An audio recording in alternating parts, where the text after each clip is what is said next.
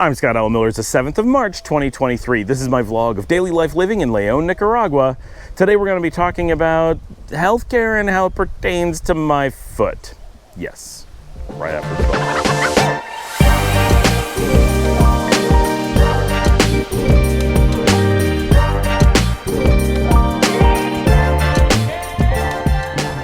All right, welcome back. And so many of you know, first of all, it's Tuesday and work day. We actually had some downsizing at work today, which I always hate. It's very stressful, but there's upsides to it as well. I don't want to be down about it, but it makes me feel very blue. So I'm having kind of a blue day because of that, if for those of you who know what I mean.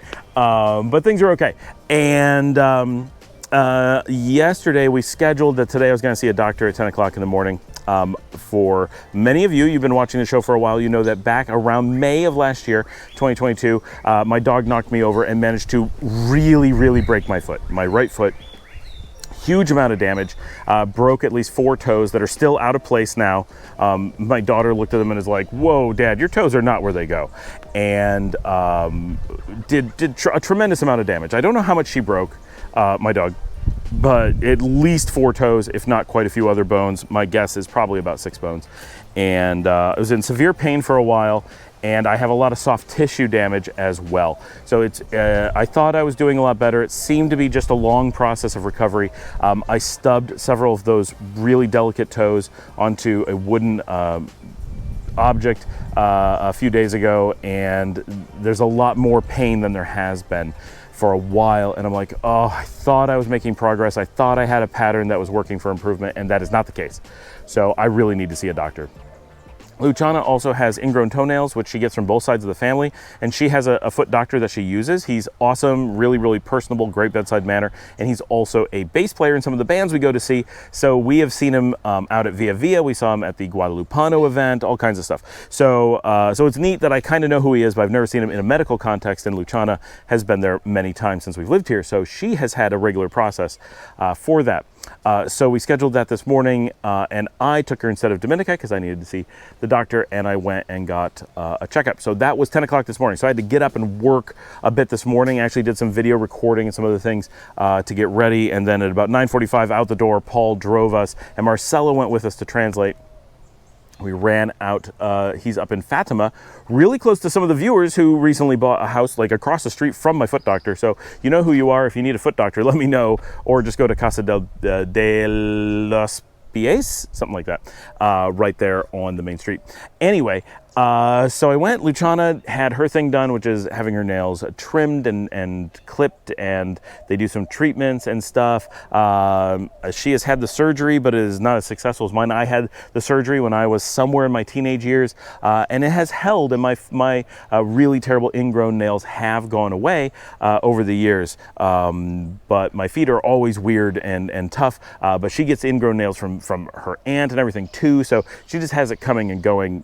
It's unfortunate for her with her feet. Luckily, they haven't been broken like mine, so at least she has something going for her. So he looked at my foot and played with it a bit, and obviously it's broken. Like, there's no like hiding that it's broken. You don't need to take x-rays. The toes aren't where they go. All kinds of things are messed up. One of the things I was concerned about is at least one of the toes is longer than it should be, and it's in my way, and I'm worried about why it's like that. So he played with them a bit and did a bunch of stuff that really bothered me. It didn't hurt, right? Like, I'm past the point of real pain with the toes. I know I say it hurts a lot, but that's when I'm pushing it. Like if I do a long walk like I did to the beach a few weeks ago, I did 17 kilometers, the foot hurt because I was really pushing it hard. But when you're just like playing with the toes, it doesn't hurt, but it feels incredibly gross for me. And my other foot is okay. So this isn't like I don't have like a foot thing. This is, I have a tendons messed up and toes in the wrong place thing, and it's creepy. So he was playing with my toes, and I'm like, oh. I mean, I was almost sick from it.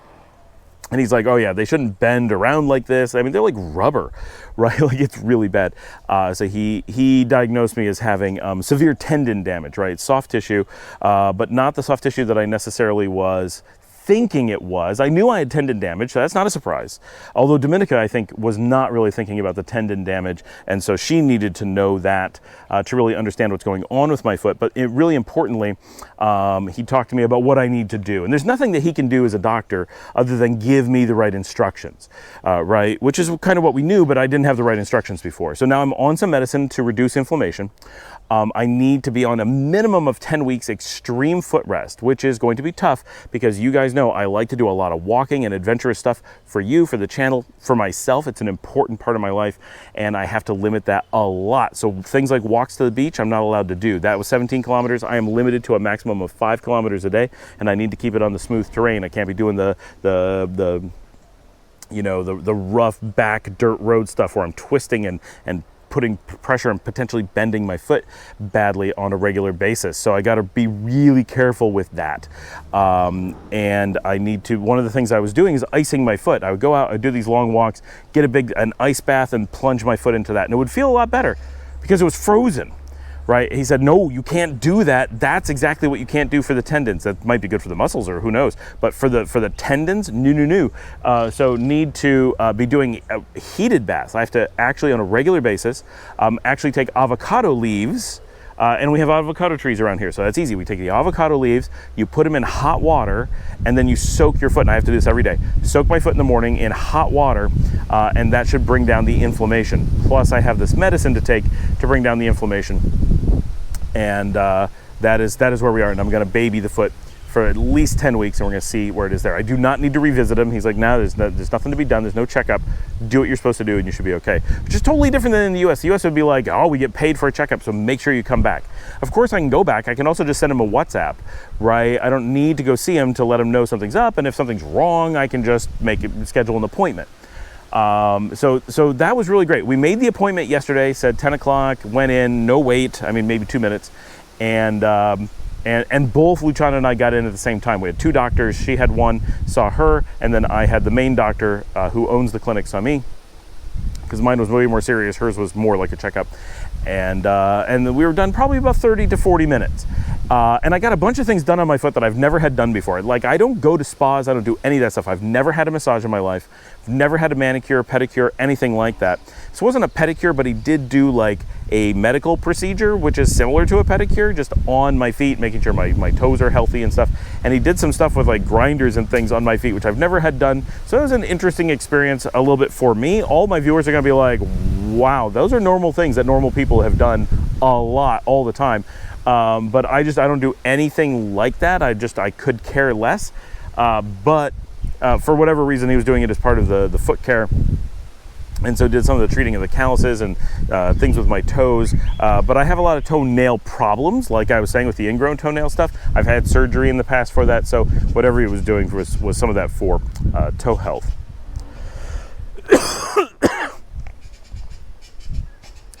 Now, I know my viewers are going to be wondering, what was this process like? That's what you really care about. You don't care about my diagnosis. I mean, you want me to be able to walk and all.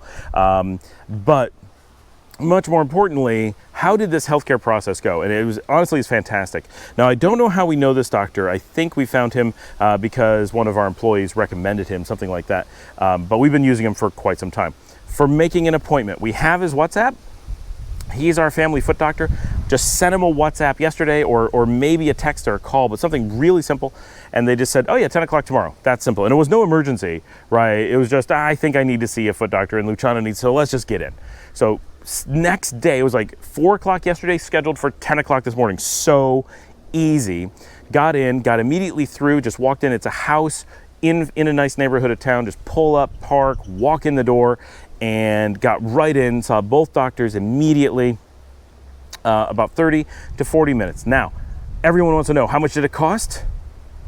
720 Cordoba for both of us. So that's about $9.95 each. So it's just a smidgen under $20 for both Luciana and me to have at least 30-minute, if not longer, treatment done with a doctor that we needed. Now, this isn't surgery. This isn't a major thing. It is a small clinic. It's, you know, there's no special equipment involved. So of course those things would make it a little bit more expensive. This is much more similar to a house call kind of thing with a doctor's bag sort of level of equipment because it's mostly an inspection, mostly a consultation, but under $20, even if just the tiniest bit.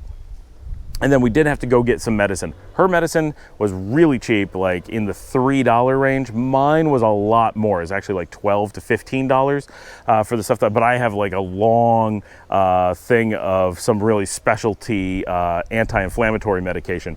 And when Marcella went in to get it, she was flabbergasted by how expensive it was. Like $15? Are you crazy? It was like that. And maybe it was more than $15, I don't know, but it wasn't a ton of money. But it was way more than we had expected for anti-inflammatory medicine, but nothing like you would pay in the United States, right? Not even, it was probably cheaper than aspirin. So under $20 for 2 appointments. So a normal appointment is just under $10 to see a podiatrist here in Nicaragua, and the experience was fantastic. Great bedside manner. He was super personable the whole time, talked to me about all kinds of things and really paid attention to my foot, and I feel really good about it. So that was a great experience to start off the day. After that, back home, I'm recording this on the day. I'm out enjoying the beautiful weather and making sure that the show stays up to date. So we're talking about heading out to the beach. We're talking about hanging out with Rick this afternoon. We're gonna see if that happens. I'm about to wrap this up, head back to the house, get some shows uploading, and see what's going on for the rest of the day. I forgot to mention, just as part of what was happening with today, as a treat, because the stuff that Luciana has to do is quite painful on her foot. It's not surgery, but it's not pleasant either. Her thing that she likes to do after getting her foot work done is a trip to Mañana, where she likes to get avocado toast and food like that. So we went to Mañana. Paul dropped us off, found a place to park the car, joined us, and we had a light lunch there. I tried their veggie burger, not bad, a little bit on the soft and falling apart side, but overall good flavor, well done. Luciana got the avocado toast with an omelet. It's pretty decent food. Mañana is an interesting place. It's just off the square. It's really small. I can't figure out how they make a go of it. They always have a lot of people, but it's such a tiny place that they have like no volume. And I have not been there in over a year. It's one of those places that when we first got to Leon, it was like, Mañana, Guadabaranco, Pani Paz. There was a series of places that we tended to go on a regular basis. And now that we've lived here for some length of time, it's like we almost never go to those places. The places that we go to are so different, partially because those places are expensive and tend to be touristy, and now we want cheaper and local. But it is interesting how those things change somewhat dramatically over time. But it's nice to be able to take Luciana and have this special place that's just like this treat specifically associated with a trip to the doctor. So that was fun. Normally she does that with Dominica. It was neat that she got to do it with me today. All right, wrapping up today. I ended up not being able to go out this evening, and really nothing happened, so it was a very relaxing evening for me. Paul and Dominica had to go out to the beach because they're dealing with the new murals that have just gone in, and pretty soon I'm going to be going out there to get pictures and videos of all that for you. We have beautiful new murals in at the hotel, which is very exciting. We've been wanting to do that for a long time. I'm filming this just a little bit after she actually caught the squirrel. If you want to see that, it's in the shorts. Went up a little bit ago. So because they were out there, they brought dinner back. So the kids and I just got dinner delivered from the beach, which is fantastic because I love their food. We honestly don't get it that often, so I prefer to get food from there than to go into the city. It's easier, it's cheaper, and most of the time I like it better. So that was great. We got shrimp for dinner. The girls just wanted to do their own thing tonight. Dominica wanted to watch Apocalypse Now because she's never seen it. I've seen it. I don't want to see it again. So she watched that. I did a bunch of video editing, did a bunch of uploads, finished watching the first release of the first season, the first 10 episodes of that 90s show on Netflix. Honestly, the first 8 episodes, so I love that 70s show. Love it. The first 8 episodes of that 90s show, pretty weak. The last 2, they start going somewhere, so I have some hope that it's going to get better. They've already announced that more episodes are coming, so I'm excited to give it a try. That 70s show was one of my all-time favorites, definitely my top 10, I'm sure, of all time. And so we'll see, but I'm giving it a chance, and it's growing on me, so hopefully the characters will find themselves. I do find that it's shot kind of oddly. I feel like I'm watching a stage show with a camera rather than a TV show. Like, it feels like you're looking at everything like a stage. The way that people enter and exit, say a line and walk off to disappear doesn't feel like a normal sitcom would. I'm not quite sure how to describe the thing, but to me it feels like I'm watching a set stage show. After that, I finished watching, I'd only gotten a little bit into it, so basically I watched all of Top Gun Maverick, the sequel to Top Gun 30 years later, and honestly, it was pretty good. I didn't like the original Top Gun that much. I mean, it's classic, you have to see it and everything. Liesl and I watched it not that long ago.